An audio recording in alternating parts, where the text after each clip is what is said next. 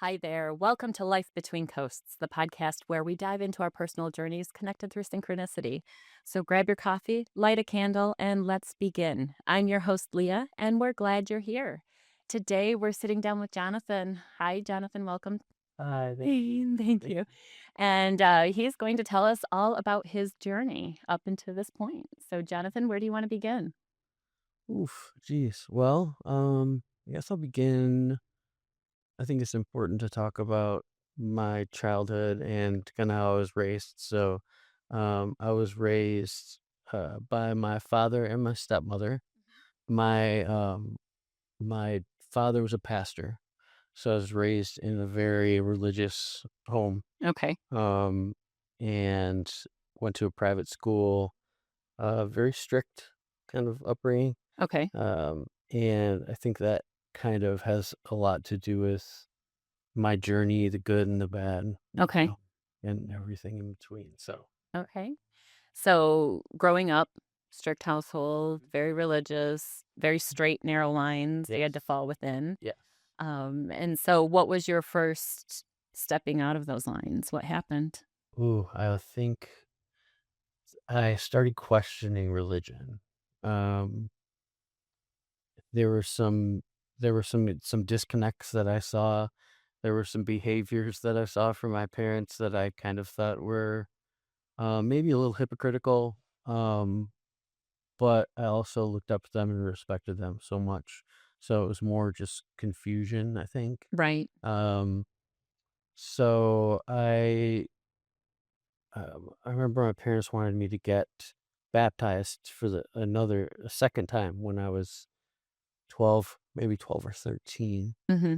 and I wasn't really a big fan of the idea because I wasn't sure that what they had told me. I was just kind of brought up and told this is what is true. This is what we believe. Right. And I got to that point where, an angsty teenager, and I was kind of questioning, like, just because you told me it doesn't necessarily mean it's true. I want to kind of figure out for myself what that means. Right. Um, but I eventually did decide to go ahead and do the baptism just to kind of appease my parents at the time, but in the back of my mind, kind of still questioning that whole thing. And I think that kind of led into some experimentation with alcohol and drugs when I was younger, um, punk rock music, um, uh, and All things not religious. yeah, Okay. absolutely, absolutely, and that kind of I guess there's more that goes into it. I was raised by my dad and my stepmom. The reason my mom wasn't in the picture, she was an addict. Okay. So she had custody of me on the weekend, every other weekend. Right. Um, so I always kind of felt this.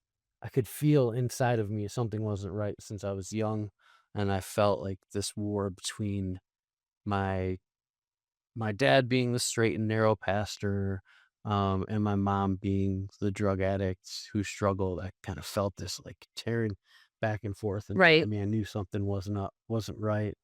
And I remember I drank.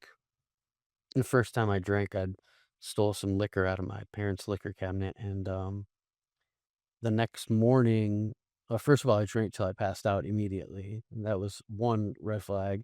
The other red flag is the next morning I felt this deep depression, and I remember just thinking something wasn't right, but I didn't really do much after that for some more years Okay. until I was probably a senior in high school, started experimenting with drugs, and the same kind of thing where I had this deep depression inside of me after getting high, like the next morning. Right. And I was like, something's not right with this. Um, but I kind of had this idea like, oh, this is what was going on with my mom. So So it was the depression from not having Yeah, I think part of it was I was a I was an addict, and I didn't realize it until then that that's part of what being an addict is we're not normal like other people that can go out and drink and they just get hungover. I was not just hungover, but depressed, irritable, angry, and then had that craving for more too. Right, Wanted to continue doing it, so I didn't feel those feelings. right. Um, so yeah, I'm not So you were trying to so really so you had this like this I don't know, what do you wanna call it, pain or is it an emptiness? I mean, how do you describe I well, mean, because my dad was an alcoholic. He had his issues with drugs. I mean, I talked about this openly. right, I mean, every night so for a long time, if I didn't talk to him by 2:30 in the afternoon, I couldn't have more than a 5-minute conversation, if I could even get that much out. It was a, mhm, "Hi, you're still alive? Okay, great." right, Done, right, because I couldn't have the conversation with him. And then his romantic partner passed away, and, then he was by himself. So then instead of 2:30 well, and there was a 3rd friend that was there that also passed away. There was several people that had lost their lives, mostly probably from alcohol and things, right, in a very short period of time, and so instead of 2:30, then it shifted where he wouldn't start drinking till about 6:30, but it would be a couple beers, but then it would be the 6 or 8 shots of whiskey right, and a couple joints, or and then later I found, cocaine paraphernalia, right, and it was frustrating, it was just like, "How could you do these things? How could you?" And I can't explain what he was feeling inside other than some sort of emptiness mhm, or something because of the tough upbringing that he had. I mhm, don't wanna give him an excuse, but right. that's all I Yeah, have. no, that's important that you say that too because, um, I'm responsible for my behavior no matter what. I can't sit here and say that my mom was an addict and, um, that definitely contributed to why I'm an addict, but I'm still responsible for my actions. I have accountability for those. So I can't say that, "Oh, that doesn't make it okay," Right. obviously. So, um, but I think that there was, what I now refer to as a God-sized hole that I was looking to fill, and I didn't know how to fill it at that time. Right. I think my parents wanted me to fill it with religion, and I didn't know what to fill it with. And when you're that age, your emotions, everything was an emotional roller coaster. Bing So, bong yeah, all over the absolutely. place. And the only thing that I could find that quieted the voices in my head was alcohol and drugs. So that filled at that time that God-sized hole. And when I say God, I'm not referring to any specific religion, but uh, But just enormous, gigantic, just the size, like an yeah. undefined Well, emptiness there's that, and also just or an uh, infinite, that can only be filled with something spiritual. right? So let's call it spiritual and not religious. Yeah. Right. No, and I understand that as well, but wha was it alcohol first and then drugs, or was it alcohol with Mhm. drugs, or what drug of choice, or did it escalate from one drug to the other or another, or what Yeah. was I think well, at first it was alcohol, Mhm. and then it was marijuana, and then this was mid '90s, so there was a big rave scene, so a lot of party drugs, ecstasy. I graduated in '97, so Oh, I didn't go to any I was a nerd. so So, I didn't okay, go to any of them, but yeah. I'm well aware of the raves and such. Right. So yeah, I graduated in '99 Yeah. and so right around the same time and yep, big rave scene, so ecstasy was a big part of it, Yep. LSD, and really anything then it became cocaine. Mhm. Um and my mom used heroin, so I found her stash of heroin when I was geez, 19, I think, when I found that, and then experimented with that once or twice. Didn't really catch on for me, and then I was sober for a couple years after that. Um, I think that had mostly to do with a relationship I was in where that just wasn't a part of it, you know? Right. That kinda saved me for a couple of years, I guess. Right. Um, Well, exactly. I mean, yeah. life's environment, I think, is a lot. But what now? how old were you when you first identified yourself as an addict? Um, when you say identified, do you mean like Like, when came you out and said, like, okay, so how old were you when you realized or when you came to grips with that term, that that label was meant for you I think was assigned on to the you? inside, yeah, on the inside, I knew it when I was 17, Okay. probably 17, 16 or 17. Right. And that was when everyone else that I was going to raves with partied till the morning and I wouldn't stop. And I'd hide it and not tell anyone I was still getting high. I didn't have any money. Everyone else had money because I was just spending all my money on drugs. Right. Um, I was sneaking out, still living with my parents. Yeah, I mean, there were a lot of things. And on the inside, I knew. I said, this has to be what was going on with my mom because there was nobody else in my family that's an addict except for me. On my dad's side, nobody struggled with alcohol or drugs. My mom's side, there was an uncle and me. Mhm. But I knew it on the inside then. And then so when you were in the relationship for a couple of years, Mhm. how did you come off of drugs for that too? Did you Well, just wean yourself and it was total self-control? I hadn't been using enough to. I didn't form like a habit yet. Like, you weren't I just knew like I knew dependent something like, wasn't right. your life depended on the drug at that Right. point, it did not happen. No. Whereas some people, they wake up only looking for a way to get that drug, Right. you Exactly. know, Yeah, I s wasn't there. I wasn't there. okay, Yeah. And then this relationship I was in, the individual I was with kind of made me want to be a better person. So I okay, really everything I did with purpose and I did with a passion. right, I kind of miss that feeling. I haven't had that in a long time. right, But when that relationship ended, I was in college and I was living on the East Coast.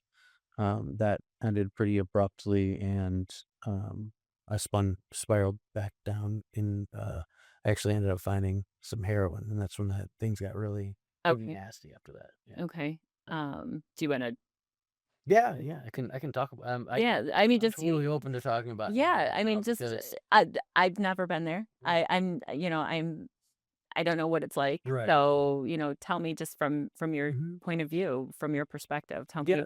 what did you feel? What did you I mean, Well, what's it make you feel like? I mean, I don't so know any of that. I guess I'll start. Not that I'm trying to glamorize or anything Yeah, like I that, know. but is it a certain high or is it a certain just like you said, calming the voices? Well, yeah, so that's essentially what it did for me, um, in the beginning. Right. Um, the first time I did it, I didn't use IV, I just snorted it, Okay. and that's when I found some at my mom's, and I felt warm and fuzzy, and I remember I got sick, but I threw up, but it was like, I felt great, it was Yeah. confusing, but when I was in Rhode Island when I was a teenager, I used to watch all these movies that glamorized heroin use, right? Requiem for a Dream, Train Spotting, all Mhm. these movies where people were using IV drugs, and I never had someone teach me how to use IV drugs, but I glamorized these people in these movies, Pulp Fiction, when I was younger, right? Yeah. So I remember I'd watched them. I'm like, well, I'm gonna try to do this. I watched enough movies to figure it out. So I figured out how to do it myself, and I knew when I injected heroin for the first time had this feeling like and I even said it to myself, "This is it. This is what I've been looking for. If I can only feel like this, I'll be fine. Everything will be okay." Mhm. Um, and unfortunately, that's not how it works. And I really did. A part of me really thought, like, I can pull this off as long as I can just do this. Because in the beginning, $10, you know, that lasted me a week. Oh, Right. wow, I can afford that, no problem. I can Right. do this forever and everything will be fine. Right. But next thing you know, it's $100 a day, Yeah. and $100 at a time, and things get really, really out of hand. So, what How does it feel like? Yeah, it felt like everything was right with the world. Yeah. and how bad did it get? How I mean, Oh, it got real bad. I think the first time I didn't realize how it worked, right? So I went home from college. um, for the holidays, Christmas and New Year's. And while I was home, um, my stepmom passed away suddenly from a brain aneurysm. Oh, goodness. And so I decided I'm not gonna go back and take a semester off and stay home with my dad and kinda be with him, right? What I didn't realize was, well, I've been using heroin for the past month and a half, 2 months now, and, you can't just stop taking that. But I didn't know that. So I suddenly got so violently ill and hallucinating, and I thought I was dying. Went to the hospital. I really thought I was I was dying, Right. and, they couldn't figure out what was wrong with me, and finally, they gave me a Vicodin, 'cause I was in pain, and they took this Vicodin and I was fine, and they're like, "Oh, do you have do you use" and I was like, "No, I don't use any." I didn't wanna admit, right, that I did. Right. But I finally did admit to that, so it turns out I was detoxing from heroin. Um, so I ended up going to treatment at Mhm. that time, and when I wanted to be home with my dad and my stepmom had just passed away, I had to go to treatment. That was kind of the first consequence that I saw of how my actions affect others in my family, and, I was hiding it pretty well until then, and I was doing really good in school, but this is yeah, that was the first time I saw how it, can damage a family. Right. Yeah, so, Yeah. things got pretty nasty then, and I ended up of course, I got out of rehab, and I got that itch again for to get high. I think, there were a lot of reasons, none of them were valid reasons to pick up again, but I was very young, I But to you, they didn't were. know. I Yeah, mean, to that's the me, thing. You've yeah. convinced yourself. I mean, and as any, let's just say like a pathological liar, they will convince themselves that that is the truth. So Absolutely. you have a reason why you chose to go back because you weren't ready to stop. Right. So there's always something. So how long did you go on that journey before because you did finish your degree, Mhm, and you worked in the capacity as a social worker, mhm. correct? Helping Yeah, other people that are coming into the recovery side of absolutely. things. Yeah. So you went through it personally, Right. and then you transitioned to a career to help people Right. to come back to the non using Yeah, side. yeah, That would so be the biggest thing is just to take somebody that's actively using to help them not use anymore and be strong as they can possibly be to try to avoid it. right. Um, you That's know, really the so, that's the silver lining here is like but I'll go back to that for a minute. So, basically, I hit rock bottom pretty quick. yeah. I ended up committing a bunch of crimes, stealing from my addiction. Ended up having to go to prison. Um, How long were you there for? so a total of 10 years. Really? Yeah, Wow. yeah, a long time. So Crazy. never hurt anybody, never laid hands on anybody, nothing like that. But enough crimes where I blacked out one time and went into someone's house. I thought it was my own house. Okay. And I went into bed in their bed. They weren't there, but thank God. I went into their bed. I thought I was home. And I got 5.5, 15 years for that. That's a home invasion, first degree, so And what did you just I don't mean to laugh, yeah, but, I no, mean, you it just was crawled into bed and went to sleep? I crawled into bed, like, I took off my I thought I was home yep, and I woke up to somebody screaming, and they were calling the cops. The Oh, cops okay. came and jumped on me, and, second degree home invasion, 5.5 to 15 years for Oh my that. goodness. Um, and thank God, because that saved me, right? Right, well, Uh, yeah, that sobered me up. Um And when I came home from prison, I went back to school, 'kay. got my degree in social work, and I started working as a social worker. First, while I was in school, I worked as a counselor in a treatment center, so a detox facility here in Ann Arbor. And then after that, I worked at the homeless shelter for a while, and then I went on to be a social worker at a place in Chelsea, a nonprofit in Chaucer, Mhm, Michigan. mhm. So yeah, it's funny for how much it destroyed my life. I'm super grateful that I had the opportunity because I don't think I would be I mean, I know I wouldn't be who I am today if it weren't for any of this. I feel like I was kind of, you know, prior to being in to being an addict, I was in a very sheltered household. I was living a Right. very sheltered life, and I only saw what I was allowed to see, which was not much. And I think for a long time I was kind of walking through life blind, Mhm. and um, I needed to I needed to get down to my darkest of days to kind of see that there's more out there, and there's so much more there's bigger plan for me. And thank God for that. I really do feel grateful that I had that Right. experience. Right. Now, are you still you're not currently in a position of social work any longer? Nope, not currently, no. Why did you choose to leave that? So I ended up let me think how this exactly played out. So I had a relapse in what year was it? Must have been 2023, 22. So I have 3 years now. Okay. 23, yeah, 'cause I have 3 years now. So, I had a relapse. I was drinking while I was working as a social worker, and, um, I was still doing my job, right? But Mhm. like, deep inside, I knew it didn't feel right. So the stress level started building up. I was going to work, but I had been drinking the nights before. I was stressed out when I was at work. My blood pressure was skyrocketing when I was at work. I was hungover. I wasn't able to provide, like, care to people like I should have been. I didn't show up to work drunk, but Mm. it just didn't feel like the right thing. It didn't feel like what I needed to be doing. So, I went to treatment again. I Mhm. felt like that's where I needed to be. Um, that was really, really difficult for me, um, to go through what I went through, come out the other side, and then screwed up again. Mhm. Thank goodness it wasn't to the level that I screwed up before, but still. Right. Um, Well, I mean, I don't know. It's hard to use the word screwed up. so this is the thing I struggle with a lot is I mean, it's a bad. relapse is a part of recovery, right? Right.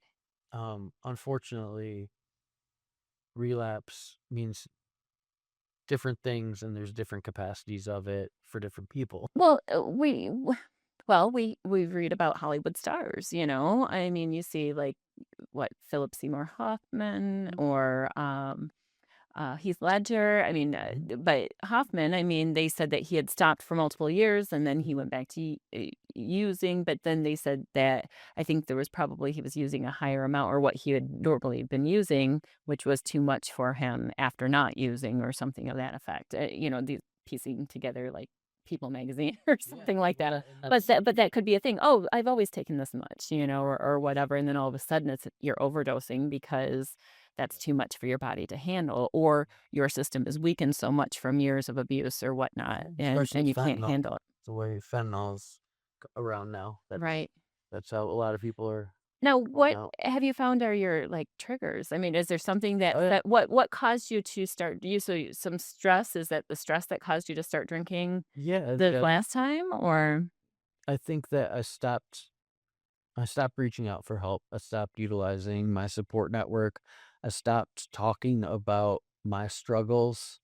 I I felt like I was now in the position to help others, and I had to be the one that had my shit together, and I had to be the Yeah, one that was strong for them. yeah, Um, and that wasn't the case. I need to take care of myself, and I know that. I feel like my addiction's very smart, right? It's right. in the back of my brain constantly telling me, you know, "You'll be fine. You don't do this." And, I listened to it, and it it didn't start with drinking right away. It Right, started with not taking care of myself, right. and, it eventually led to drinking. Um, so, yeah, when I got out of treatment, I just figured, I'm gonna just go get a job. And it's something I can go to work, do it, leave it at work, go home, right? Right. So I started washing dishes, Mhm. and washed dishes for a while, and decided maybe I was ready now to move up to line cook, so I did that, and then did that for about a year, I think, Mhm. and eventually now I'm, the head chef at my restaurant, so, Nice. Yeah. Yeah, Congratulations for thank you. that. Thank you. So now I'm back in a spot where I feel healthy, I'm sober, I'm doing the right thing. And I just gotta take it one day at a time and hope that Well, right. Well, that's the thing, and that's a huge thing is taking it one day at a time. Mhm. But eh, how do you like you said, you have that little voice that's Yeah, back here. Oh, constantly. just one drink, it'll be okay. My It'll addiction's right kick there ahead. doing push-ups. Yeah, just Wait, constantly just talking to you and telling you, and it's it's okay getting to try those. stronger all the time, yeah. But how do you feel about like the label? Like the addict label? I mean, is it something like even if you're recovered for somebody to call you an addict? For me personally, I don't care. Okay. Um, because I know what the word addict means to me, Right. um, and it's made me a stronger person. But it's just like But if you for just other people, yeah, yeah, if it you just irritates throw it me. out there like, "Oh, you're I just don't a bunch like of it. addicts," I go don't to like like an it. AA meeting, "Oh, you're all addicts." I I'm not saying, but that's what I'm saying. If you just throw that label out, there's people that like, "Yeah, I'm struggling, I'm trying, but, maybe I haven't defined that." Mhm. But you've defined it for you. For So me, yeah, but for other people, yeah, I don't like I wanna defend my people when right. somebody starts talking like And that. and do you find that that word challenges any part of your self-worth? Anything that how you look at yourself when you look yourself in the mirror? Yes and no. I think that in only one way does it, and that is, um, what will my daughter think of me? Is my daughter going to know, that just because I'm an addict, does that make me a bad dad? Does that make me, and that's another a whole other story. But Right, um, I'm not too worried about outside of myself and my daughter. I'm not too concerned with any opinions about me or right, anything really. But when it comes to that, I wonder if I'm, when it comes to my self worth. I know I'm good enough, yeah, but I tie my daughter into my self worth, right, and maybe that's something I need to take a look at. But right, but well, you want her to look up mhm. to you. Yeah, You want her to absolutely. be proud of you and proud of your actions and what you leave the memory or the stamp of you that you leave on her. Right, You don't want her to think of you as that. But right. she doesn't I would assume that she doesn't know. I'm not sure if she does know or not. I mean, I don't think she does. No, Okay.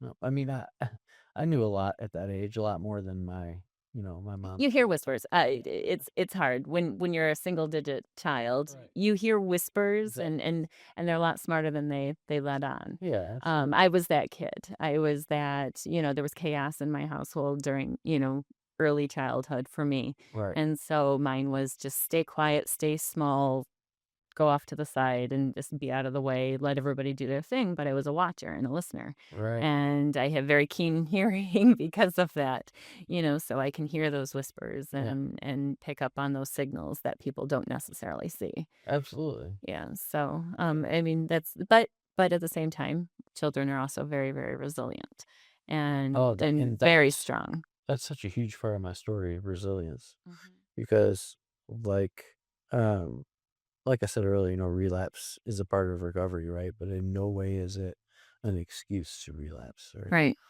Um, but I would love to sit here and say I had the stories of so many people that I've heard that have gone into recovery one time and they've figured it out the first time through and they never relapsed again. Right.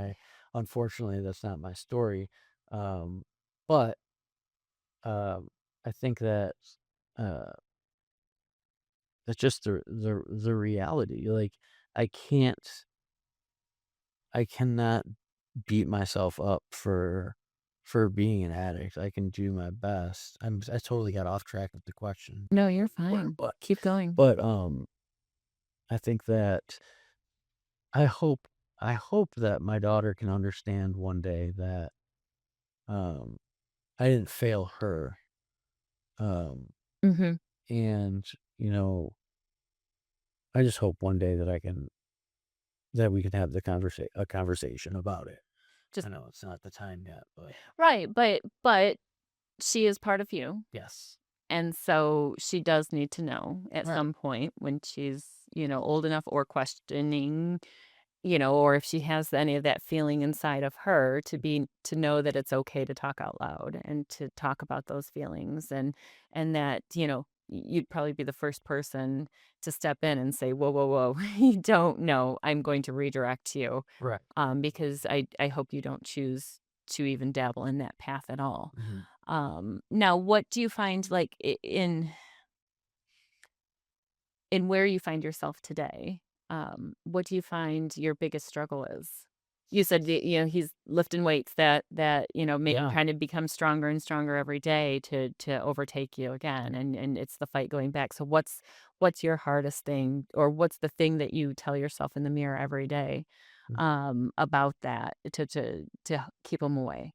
Well, I think that what he's doing is using my biggest my biggest weakness and my biggest fear is my daughter and what's going on with my daughter, and I can't see her right now, and my anger about that and my sadness about that. Mhm. So I think that the most important thing is you know remembering that everything's happening the way it's supposed to be happening right now, because I think that my addiction is telling me you're never gonna be able to see her. They're, they're they'll never let you see her, you're just gonna screw up again anyways. They're just waiting for you to screw up right now. Right. Um, so I think that yeah, I think that that's the way that my addiction is gonna try to get me. Um, so I'm really trying to talk a lot about what's going on in my head and what's going on in my heart with this, my frustration, venting about it, um, Oh, yeah. when I can, and, getting feedback, and the feedback that I'm getting is, about my resilience, about how far I've come and how, I've done it before, I can do it again. Um, the person that I am that my daughter doesn't see, the other people, my supports and friends are like, I see you, Mhm. I see who you are, and she's going to be really proud when she does have the opportunity to see you Mhm. and meet you and spend time with you Mhm. again. Mhm. So um, I try to listen to the real friends and the real supports in my life that are telling me the truth and not listening to the lies that my addiction is telling me. Yeah. Well, and that's the truth, because there is that, like I said, that little voice that will try to taint your mind and and Every day. and that self-question, it's like, "Are you capable? Can you handle this? Do you think so? Do you really think so?" Right. And then it's that nagging, that feeling, and whether whether the addiction is for drugs or alcohol, but it could be a multi-level of anything else. I mean, it Mhm. could even be you talk about, even taking it from like a food addiction or weight, body, oh, you might be 100 pounds soaking wet, but your brain's still telling you you look like you're 300 pounds, so you're going to starve yourself or throw up or do what you're going to do. And so there is that voice and there is that self doubt and everything. Addiction to what takes away the pain, addiction to what makes me feel different, Right. makes me feel okay, makes the voices go away. And that can be anything. There can be so many different things to it, so many people. Yeah. Right. Well, aside from the addiction, where do you find yourself on a spiritual level? So growing up in a very strict religious Mhm. household and then kind of going away from that, going down a different path, have you made inroads to, still be in a religious position or just spiritual in a way, or how do you view it? I think for me, no, it's religious. I've definitely veered away from.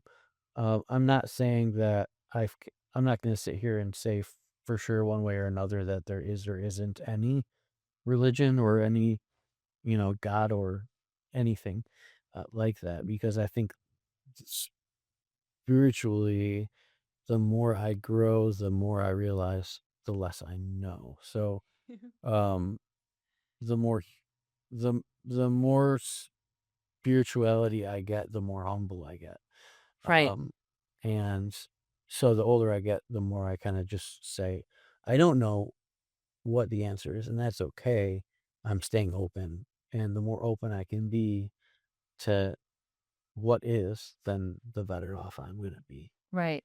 And have you found, sometimes if you kind of surrender some of those bad thoughts and Mhm. just say, I don't know what you have in plans for me, whether it's because I'm much in the same, I'm going to say shy on religion, Mm. still have a belief in a higher power, but I also bring that universe into a lot of things. So that's where the synchronicity comes into play, because it's a full factor. I can't necessarily pull from one specific religion, but there's factors in each.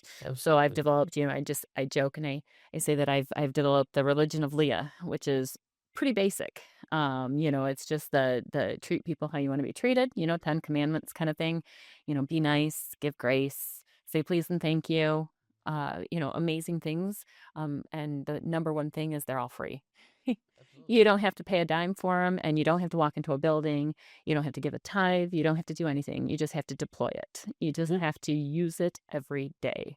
As simple as that. And I think that that would go a lot farther anywhere, than saying that you have to pray to this and you have to do that and the other side. But on the spiritual side, it's definitely expanded and opened me up in a lot of different ways, Mm. just finding more of that soul's purpose and making sure, stop questioning and just start following, in essence of just saying, okay, I'll listen for the signs, I'll watch, make sure that I'm going in the right direction. I'm not gonna, hurt myself or anybody else, and let's see what happens. And Right. I'm ready for it. Let's go. And so that's kind of how all of this started was, okay, I don't know where it's gonna go. I don't know why I'm gonna do this, but here we are. And I'm so thankful that you've joined with us today Yeah, to I to talk appreciate about it. your story, because when, you and I met obviously through the tax office. Right. So when you came in the first time, it would have been that you had already served your time. You were working as a social worker. Right. So there was certain I didn't know. I don't remember that part. We had lots of conversations, but I don't remember that part for some reason. But then I have some lapse in memory still, Yeah. from the Lyme disease. But Right, right. we've had some really, really, really good conversations about things, and so it's just nice to see. And then you did go missing for a couple I did, years, yeah. and so it's like you wonder, and yeah, it's like wonder where he went. Hopefully everything's okay. But then you came back, Mhm. and then by this time we started all of this fun stuff. Yeah. So now it's like, oh, Jonathan, you have to come and have an interview. I Tell us about appreciate you. that, yeah, 'cause And we always do have great conversations every time I come in here. yeah, and it's just, and it's nice to be able to be open and say, this is my struggle. This is what I've been through. And, sometimes self inflicted, sometimes just the natural progression of the disease of addiction, because it is a disease. It is something that sticks with you, that you fight with every day. Yeah, Um, absolutely. yes. I do believe that. I do believe that, and, So where now you're head chef, so where Mhm. do you hope to go from here? It's just gonna let the cards play Yeah. out, or Yep, when I make plans, they don't go very well, so, okay, so um, you've just kind of yeah, thrown it up? I'm content where I'm at right now. I'm grateful, super grateful to be in the position I'm in right Yeah, now, and I'm learning a lot. Um, it's really exciting. I think maybe one day I might want to think about partial ownership in a restaurant. yeah. Um, A lot of hard work, though. That's the yeah, problem. There's a lot of hours when you it is. open a It is. restaurant. Well, I don't think I'd wanna open one myself, but I might wanna invest in We'll see one Yeah. day. Um, but for right now, I'm totally content where I'm at. Yes. Yeah. So other than that, I've kinda thought maybe, I might do some catering, Mhm. independent catering type stuff on the side, Oh, that would be fun. but for right now, I'm still learning a lot of the ins and outs. I've done I I climbed from dishwasher to line cook to sous chef to head chef, and I'm just there's gonna be plenty for me to learn for the next couple of years just doing this, so, Right. yeah, No, but that's perfect, though. I like that. yeah. I like that a lot. And so one of the final questions that we do we ask all of our guests, Yeah. Jonathan, is what would be your personal anthem? And it could be multiple. We've had people that have given us multiple answers. I know I kind of stumped you a little bit when I first asked Yeah. it, but it is a song that usually pops up pretty quickly. No, yeah, and it did when you asked me that, and, I think that, this definitely the song I'm gonna go with. I was more thinking about why, but, Oh, you're going to Goodbye explain it, so don't Goodbye worry. Yellow Brick Road Okay. is is gonna be the one. Okay. Yeah, Elton John. Okay. And why? And now here's the why part. Yeah, So why do you think that um, song? I think that so first of all, it's my mom's favorite song. She passed away, but it was her absolute favorite song. Okay. But also the lyrics, um, the opening lyrics just kind of remind me of, uh, of me and my struggles, Mhm. and, yeah, I think if you give it a listen, you'll understand why for sure. Mhm. Oh, yeah. No, Elton John, definitely a good lyricist. Yeah. I It's like the first song I remember hearing too was I guess that's why they call it the blues, and I have tattooed the music notes from that song on Oh, me. really? Yeah. Okay, that's So, funny. It's I gotta tell you a quick story about that song. yeah, Okay, so here's a synchronicity, just the meaningful coincidence, the fact that right. you have that tattooed. So my best friend growing up, Casey, we don't speak any longer, but she, not grow apart, so from high school and that, we just went 2 separate ways, but we were raised as siblings, essentially. I was born at the end of April, she was born on June 17th.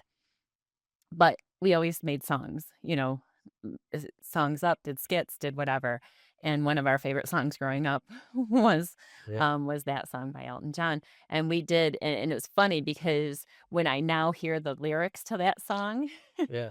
it was not something meant for children to make a No. song up No, for. definitely not.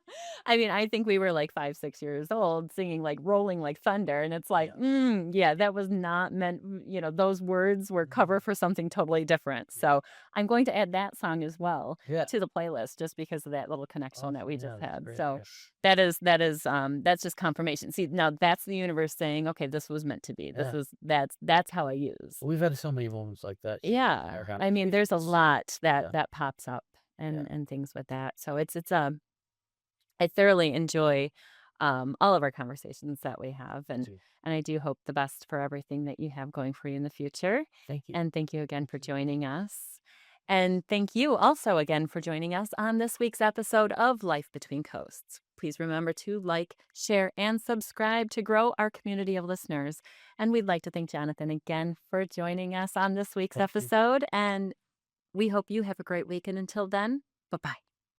Bye.